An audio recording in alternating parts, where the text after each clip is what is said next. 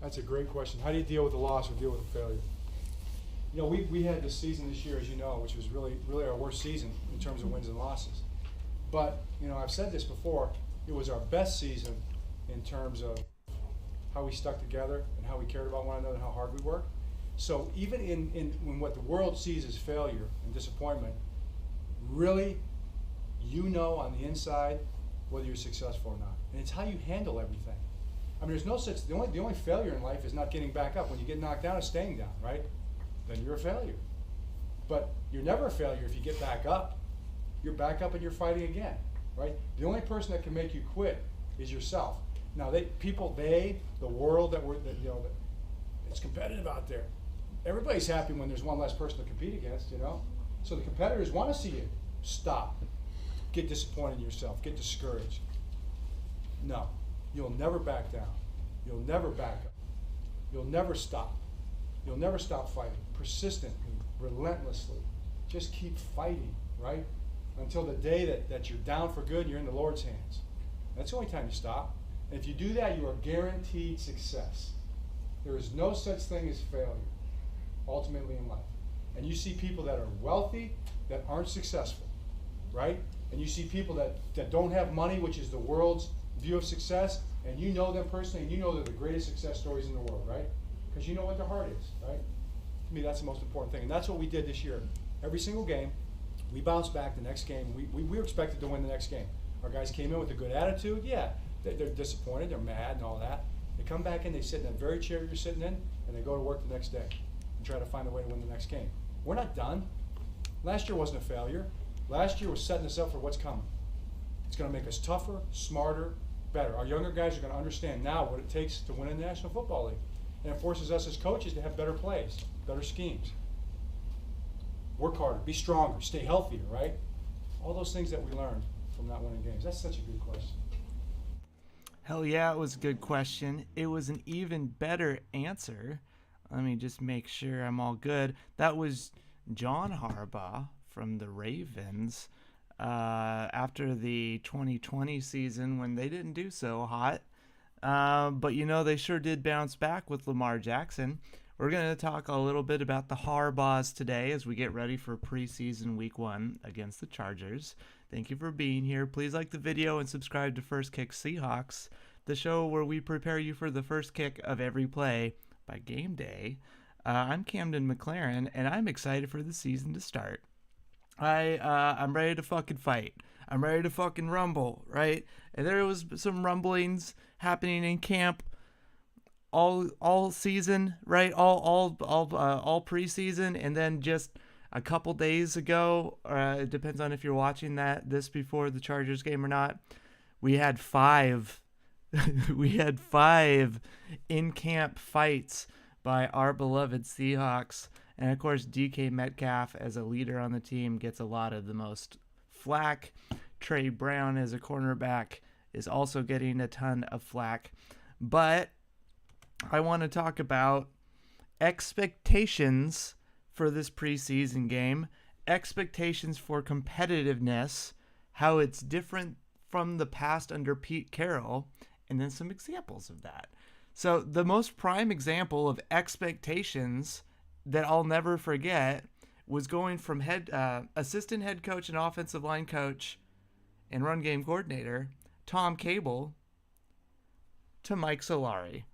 Now, Mike Solari wasn't our offensive line coach for a very long time, but I remember, well, there's the obvious image, right, of Russell Wilson taking his 7th or 5th step in his process, and then the entire Green Bay defensive unit is already past our offensive line, which was just par for the core ever since about 2015 Tom Cable era Seahawks offensive line. And it just kept getting worse and worse and worse to the point where Russell Wilson was seeing ghosts.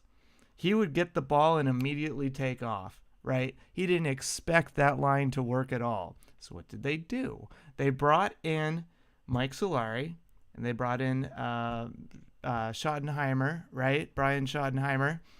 And Schottenheimer's thing is stay in the pocket, follow your process.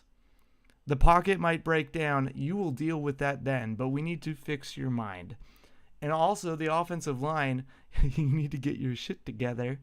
And to get their shit together, they kind of did, right? We were always the 32nd or 31st worst line. And I don't remember. I want to say we were like the 28th or 29th worst line under Mike Solari. That had a lot of asterisks, though, because our offensive line under Tom Cable to play was really bad. Regardless of the talent, right? Regardless of the experience, we were a rotating bar door, and people would just slam right through us. So that first preseason game with Mike Solari, I had a lot of personal questions, and the main one was, how is our offensive line going to compete? And what expectations should we have going into the season? This was when we brought in DJ Fluker at right guard, right? Just so you know. We weren't working with juggernauts, but one thing was very clear.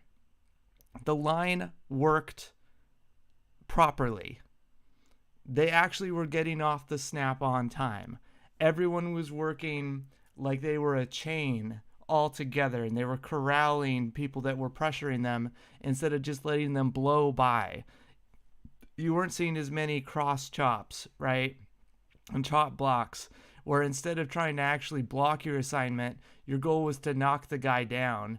They would then miss, and then you would have whoever, right, Justin Britt, laying on the ground while two guys just rushed by him, right? It was normal to see the defensive line pull back a step, push one of our guys to the ground, which was not hard because their form was poor, and then go after the quarterback and corral Wilson. But then when Mike Solari showed up, communication was good. It might not have been spectacular, but at least it was something like, oh, I could see a quarterback who's really good overcoming this. I could see a running back who's pretty good overcoming this. Chris Carson, right? The big thing for this 2024 Seahawks team is defense. Pete Carroll's defense fell apart, and it fell apart for, I'm going to say, the last 6 years. The last 5 or 6 seasons, the defense has been atrocious. The communication's been poor, the pursuit angles have been poor, and most importantly, the tackling has been really poor. Which is crazy, because he's the hawk tackle guy, right? He was the guy who taught people how to wrap up and use the shoulder. But pursuit angles are very important when it comes to tackling. And aggression matters a lot too. And competitiveness and trusting your teammates to do the right job is important too. The offensive line under Tom Cable fell apart. And then we brought in a guy who taught people how to work together and stick to your assignment and watch the pursuit angles. At least get in the way. So with Mike Macdonald, next Sean McVay, right? Expectations should be that these guys can fucking tackle. I'm not talking scheme, right? If you got Kirk Olividotti at the linebackers coach and you got Leslie Frazier, those two guys alone should make it so that your linebackers can fucking tackle, so that your safeties know how to stay in position and not pursue and then be behind the ball on pursuit angles because they're too distracted following some other part of the scheme. Get to where you need to be and at least attempt to make the play. But we would see with Trey Flowers and with a bunch of other players over the years that they wouldn't even get into position to make the play.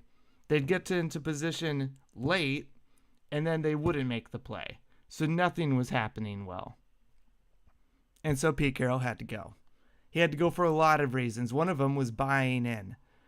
And when you heard John Harbaugh right there being interviewed and answering the question, one of the things he said was losing isn't failure. But you got to show up to compete. Right? There's people who will just be like, well, I'm losing, see ya, and then quit. We don't have fucking quitters on the Seahawks. No true competitor quits. They might be losing, but then they're excited at the challenge of playing a team that might be better than them. or they're excited about the opportunity to go up there and let their anger out on somebody who they think they're better than. With Mike Macdonald, we had 5 fights on what was that, Thursday? Wednesday? Let's fucking go. Because if you remember that 2015, 2014 Seahawks defense, you had like not Jason Pierre-Paul. We had some Pierre-Paul French type sounding Cajun name playing cornerback and then playing receiver. And then he also played fullback a little bit that season, going toe to toe with people like Jeremy Lane. And it was the iron sharpens iron type of thing, right? And there you can go too far where Michael Bennett and then Jermaine Ifedi are trading blows, but that was because Jermaine Ifedi was intentionally picking fights with people. And he was intentionally playing so poorly, well, not intentionally, he was incidentally playing so poorly because Tom Cable was his coach, that it was going to hurt someone like Michael Bennett. And so the Love Our Brothers got in order and started bitching Ifedi out, like, no, don't hurt our defensive players, right? And there was also a offense versus defense type of behavior and type of methodology that was going on where Richard Sherman would be calling Russell Wilson out and saying he fucking sucks. If you can't deal with adversity in a game that's all about overcoming adversity, get off the field, because you can't psychologically handle what the sport is all about. And so, as we enter this first preseason game, I want to make it very clear. I don't care if we win. I don't care if we lose. I don't care if Sam Howell comes out and throws 3 touchdowns, or PJ Walker throws 3, or if for some reason we pick them off a bunch of times, right? I want us to play football that is sound and that has really good synchronicity. What's the word I'm looking for? When the players are working together, the communication is well. Everyone is in their correct assignments and everyone's in their correct spots. We just heard Mike Macdonald spend the entire offseason saying, we've installed 15% of our package.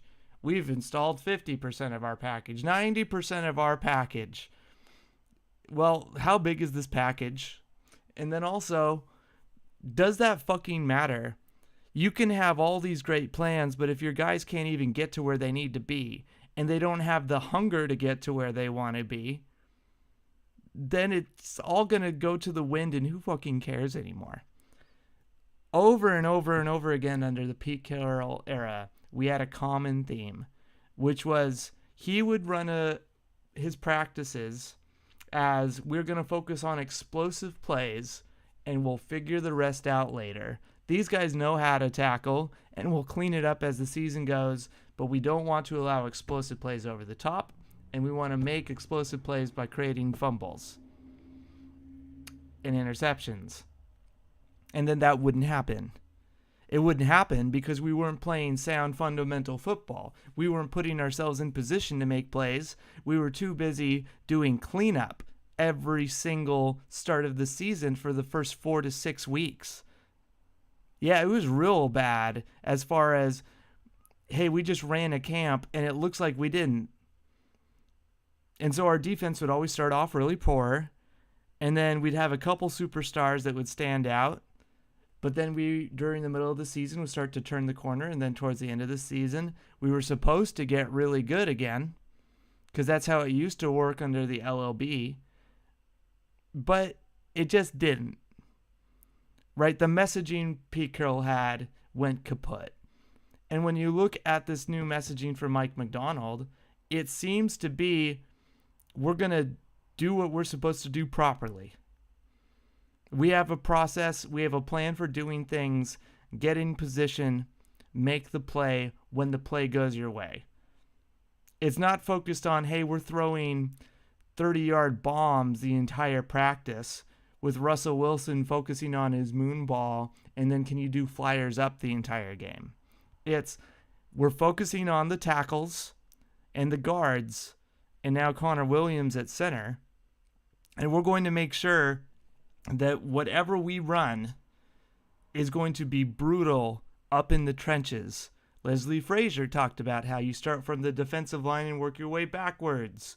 And then Pete Carroll's whole thing was you start with the safeties and you work your way forwards to the trenches.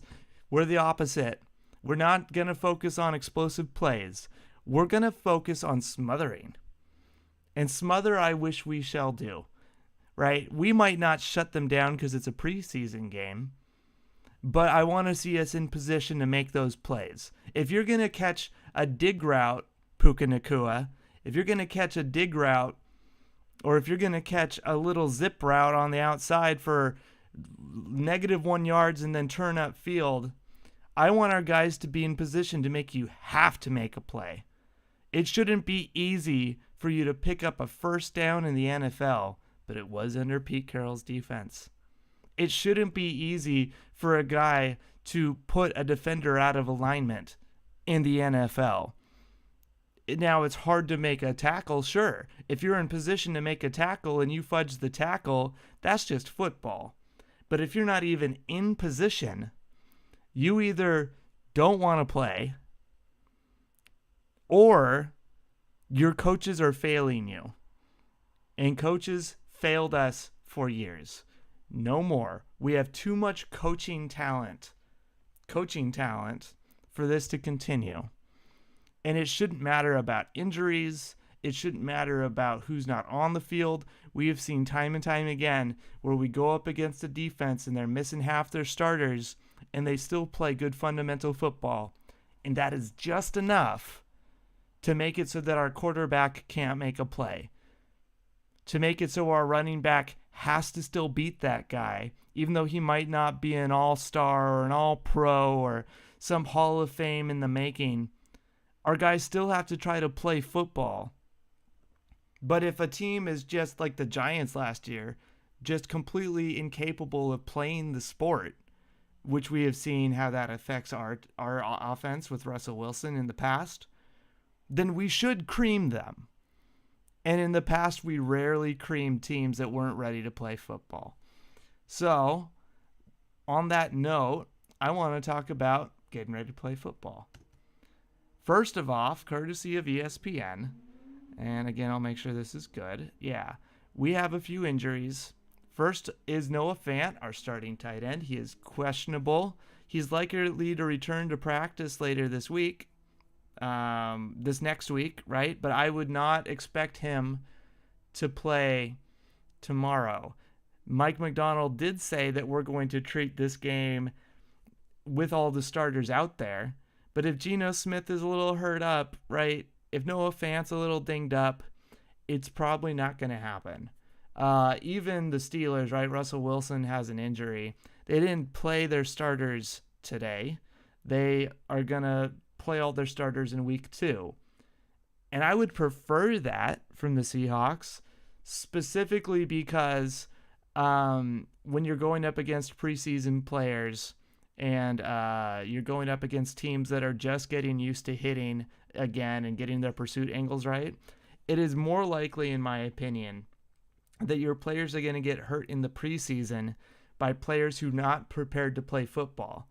And so at least give the other team's players a chance to get used to tackling and stuff for a week before putting your starters out there to get hurt.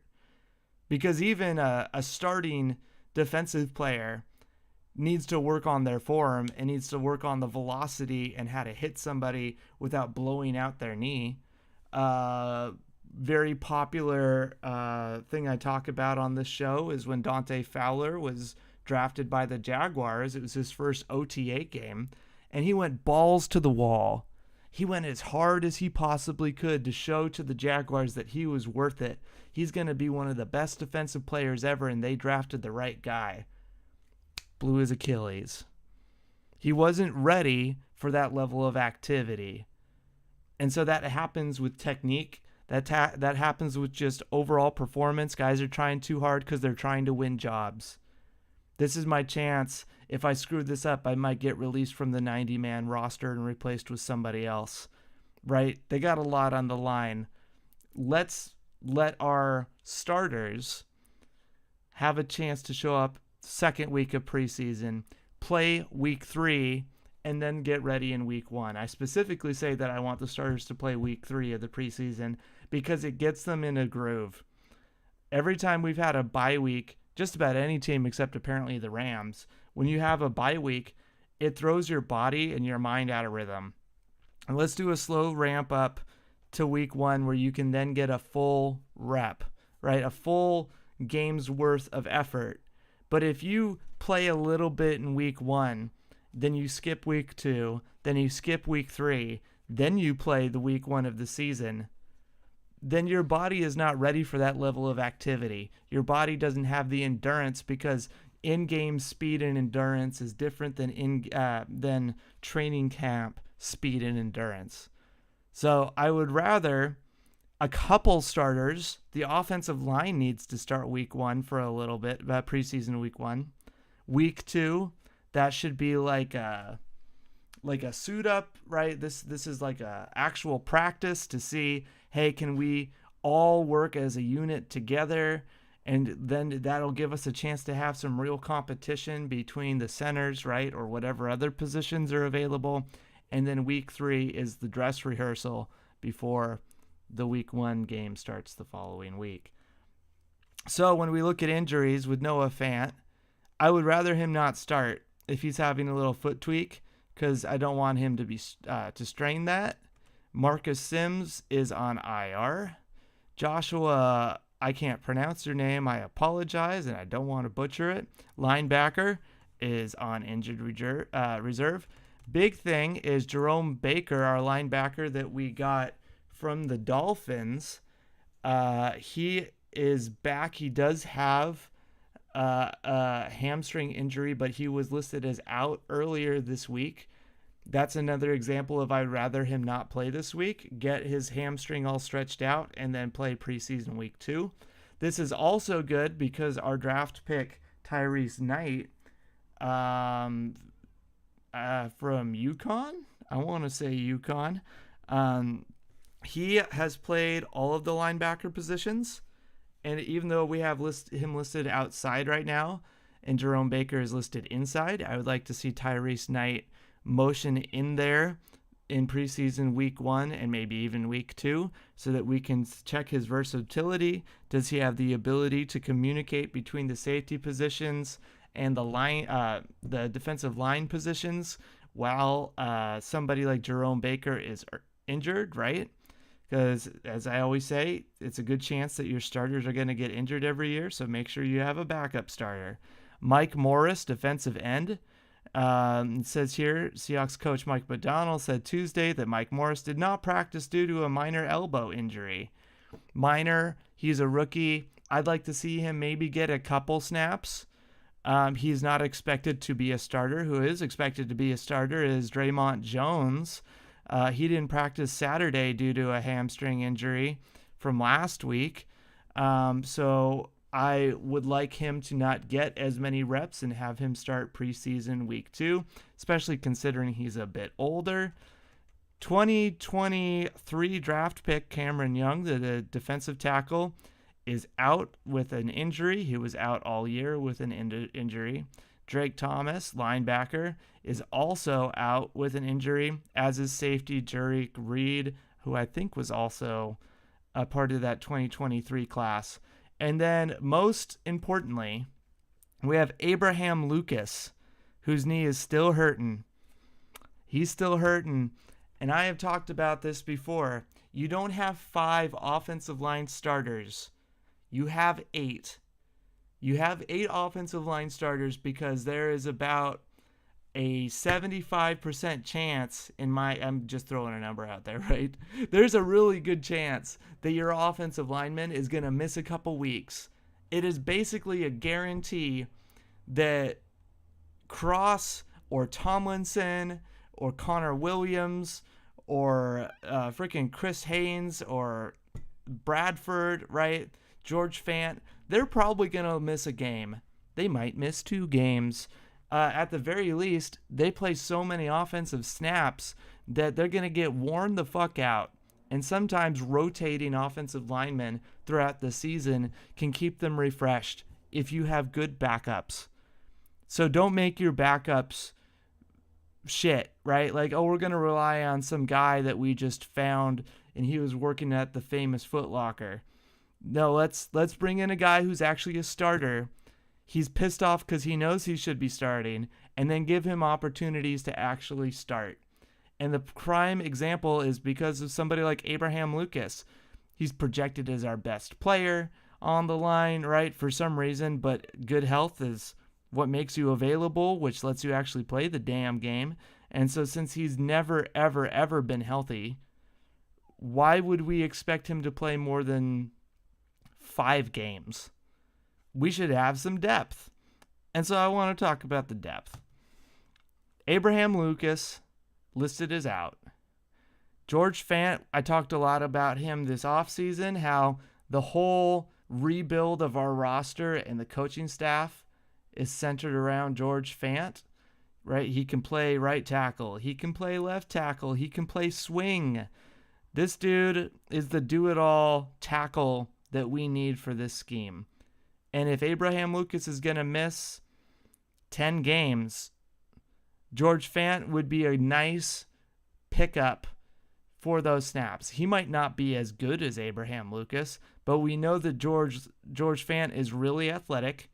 He's worked with the coaching staff on the offensive side before, and he's been in the league long enough to communicate with the other members of the offensive line. So if Bradford goes down and Christian Haynes then has to start at right guard, George Fant would be a great veteran to have on the other side. Third, we have Stone Forsythe, who plays a little left tackle, plays a little right tackle. But we have seen he is not a Stone. He gets bullied and crushed quite a bit, right? He gets graveled, and I don't trust him over George Fant, who's already proven himself. And then we also have Michael Jarrell, Seahawks draft pick, 6th round, number 207. He will probably get a lot of reps, right? If they're not playing George Fant for more than a few series, then it's likely that Stone Forsythe is probably going to play. He is listed at left tackle, right? No, he is listed at right tackle. Raekwon O'Neal is at left tackle, and then Max Percher is at left tackle. But Stone Forsythe, considering his versatility and the chance he's going to make the roster, might get some left tackle snaps, which means at the very least in the fourth quarter, we should see some Michael Jarrell, especially since we currently have him under contract. Other things of note as far as depth goes, we have Jaron Reed, plays lefty end and nose tackle, Leonard Williams, and Uchenna Nwosu. All 4 of these guys I do not expect to play. Maybe a couple snaps here and there for Nwosu to see how he's doing, but I expect this to be the Byron Murphy experience. They're going to try to get him as much work as possible at various positions on the line so they can see how he performs in certain aspects of basic schemes. How does he do with the new weight? He dropped some weight recently so that he can be a little bit faster with his limbs and get skinnier. We also have Jonathan Hankins, who's a vet. He's been around since 2013. He was a 2nd round pick by the Giants. So him next to Byron Murphy, this dude's seen it all, especially if he's been in the league that long. Most players don't last that long. It would be good for Byron Murphy to play next to a guy who has seen it all, who can say, hey, young pup, check out what's going on over here. Make sure to be aware of this. This is how we communicate a stunt at this level, right? I'm going to teach you how to prepare for a game. Cameron Young is out. Mike Morris is questionable. We also have Devere Levelston and then Matt Gotel. Miles Adams, right? Big Seahawk fans. What's the word I'm looking for? The Seahawk fans like Miles Adams, right? Mostly seen as a pass rusher, but you can never tell because we're using a new scheme. And then ahead of him is Nathan Pickering. For Uchenna Nwosu, we have Derek Hall. He was involved in one of those fights the other day. I think he got thrown out. He and Christian Haynes got into it, and both of them, they got kicked out of practice because they were the fifth fight, and it was after Mike Macdonald had already given everyone a warning. So he's probably going to get a lot of work, especially since this is his second year, and after a year of training camp and getting his body where it needs to be, he has something to prove. And then we have Sonny Anderson underneath him. Interestingly, if you look at Tyrell Dodson, John Radigan is listed ahead of Tyrese Knight.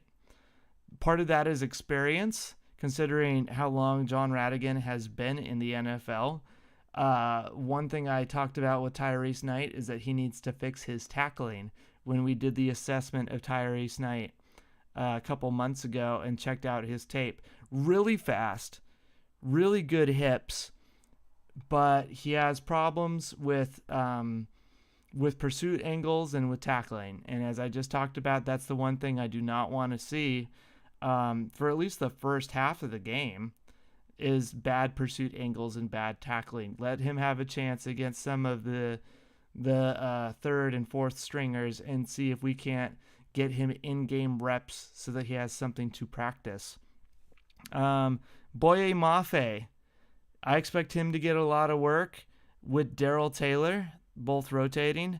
The big question for me is Reek Woolen, Rashawn Jenkins, Julian Love, and Trey Brown.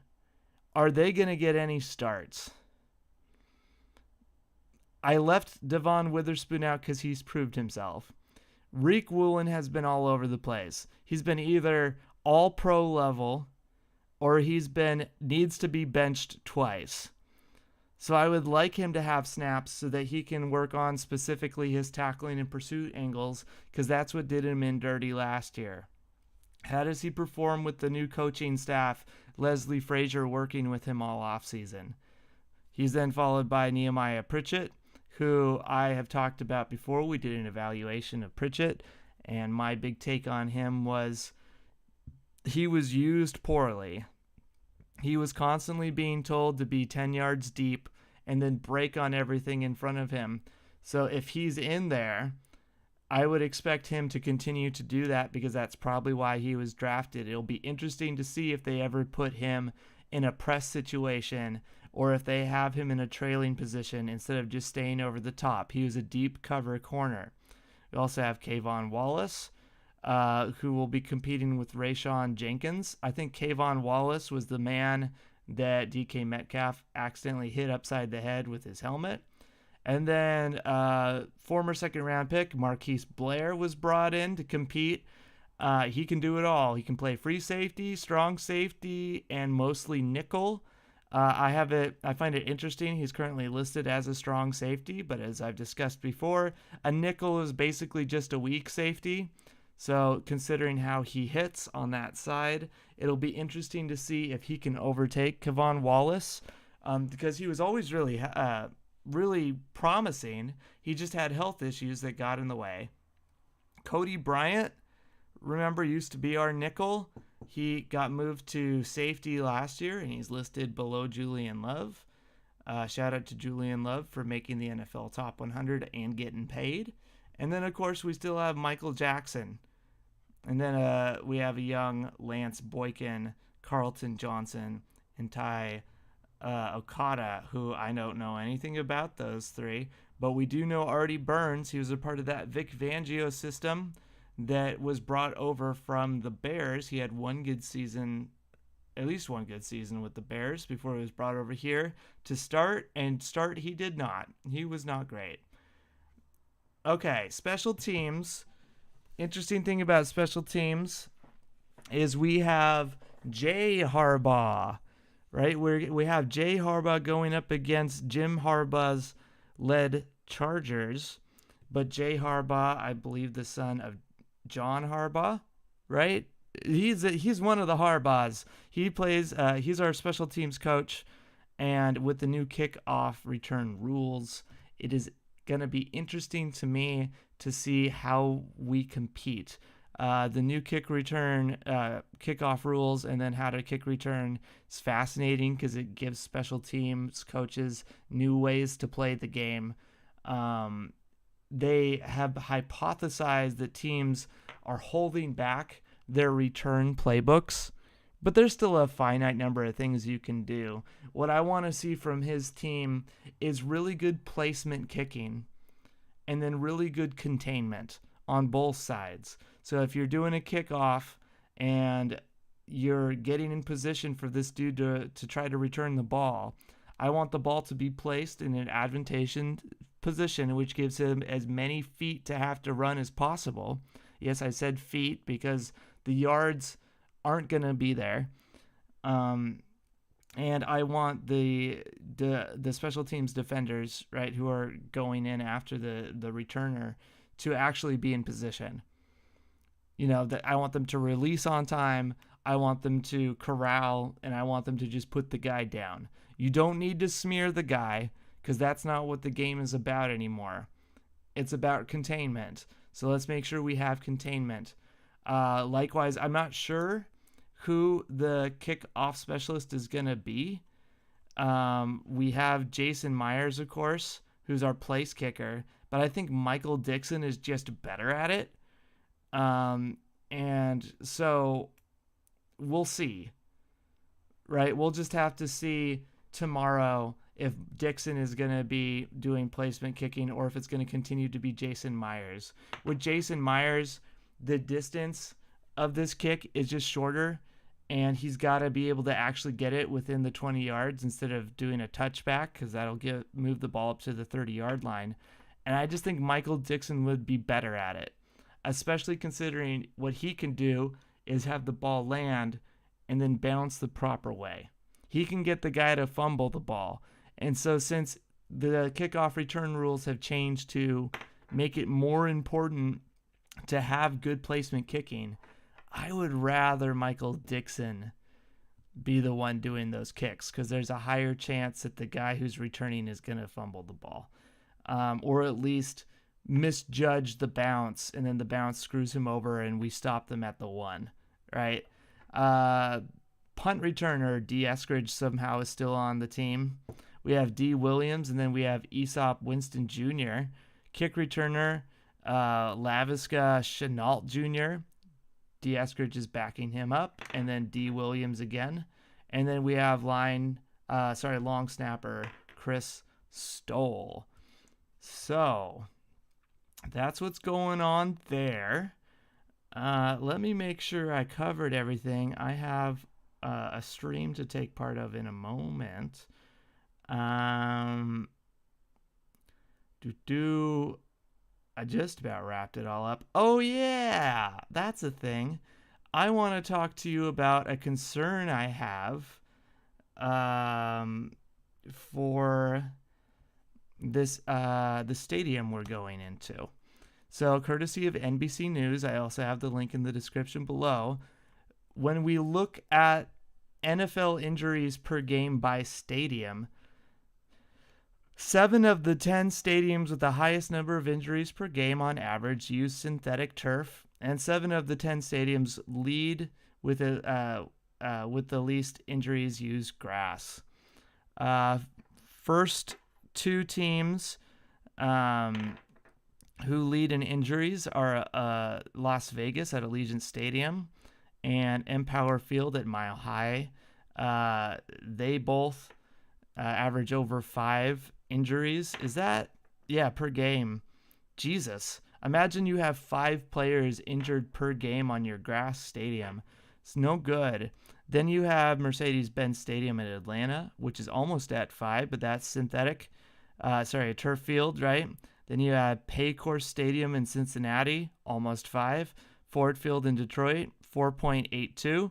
Then you get Nissan Stadium in Tennessee with 4.76. U.S. Bank Stadium, Minneapolis, with 4.71 injuries per game. MetLife Stadium, New York City, which is 4.7. And then right underneath that, you have SoFi Stadium in Los Angeles with 4.65 injuries per game. For the record, that's the 7th highest amount of injuries. Pittsburgh is the lowest. And then Seattle is 1, 2, 3, 4, 5, the 6th lowest. And we do have a turf field, but we average just over 4 injuries per game. So with this big swing, which doesn't seem all that small when we're talking about points here, we got the 4.65, and then we have our 4.14. We're averaging almost half an injury more in Los Angeles. And so another reason why I don't want our starters to play in Los Angeles this week is pursuit angles are going to be weird. Tackling's going to be a little off. People's bodies aren't ready for that type of contact sport yet. And it's on the 7th highest injured stadium in the NFL. No, thank you. Actually, it's the 8th. 1, 2, 3, 4, 5, 6, 7, 8. It's the 9th. It's the 9th most injured stadium. Yeah, I don't want our starters who are currently at least having hamstring and foot issues like Jerome Baker, right? Or like Noah Fant to actually go out there. Because I want the rest of the players to have to deal with that. Right? It's all right if a backup gets a little tweaked. If you tear your hamstring because you weren't ready to go, then your season is probably over until about week 10. So that's a concern that I have going into this Jim Harbaugh coached Chargers team. One more thing, most likely. Let me make sure. I'm going to talk about that camp fight really quick. Also, thank you all for being here. It looks like a lot of you showed up. Please like the video and subscribe to the channel. Those fights, some people don't like them. Some people do. At the end of the day, Trey Brown and DK made up, and so did the rest of the team. You don't want to see it every single week, but you know who's going to fight you every single snap? The 49ers. We saw Warner, right, take DK's head and slam it into the turf. You need to get used to that level of hostility. Now, you don't want to rip somebody's helmet off and swing it at them, but these lessons should be learned in camp. How to keep your cool in the face of somebody who is not keeping their cool, right? How to just walk to the sideline and walk away. I would much rather we have this in training camp in a hostile environment than in an actual hostile environment where people are trying to knock your face off and then get taken advantage of by reacting to it. Let's have these conversations like you ever do a practice interview, right? It's like a practice brawl. Don't brawl on game day. Brawl in camp. Fight each other in camp and then learn how to deal with that as adults amongst each other, so that you don't have to deal with it with somebody who's trying to get under your skin on purpose so that you can get flagged and they can get you either ejected or some decent yards. So don't be concerned about that. The only concern is, DK, you need to be smarter and not swing a helmet at your buddy's head. Because now teams know we can still get under DK Metcalf's skin. We might not go after DK specifically, but if we go off after his teammate, he might just try to enact revenge on us the next play. So you need to learn these lessons, DK. It's going to be your 6th season. Get it together, right? Trey Brown, he's just being dogged, right? He's from that old 2020 season where they didn't think that any of those players are ever going to make it, and he continues to fight his way into the starting lineup. He's got a lot to prove. Anyways, thank you all for being here. Please like the video and subscribe to First Kick Seahawks. Let's go Seahawks and hope that we can beat the Chargers, but at the very least, let's play some good football. I don't want to see a disaster, right? I will catch you guys around. Enjoy your evening.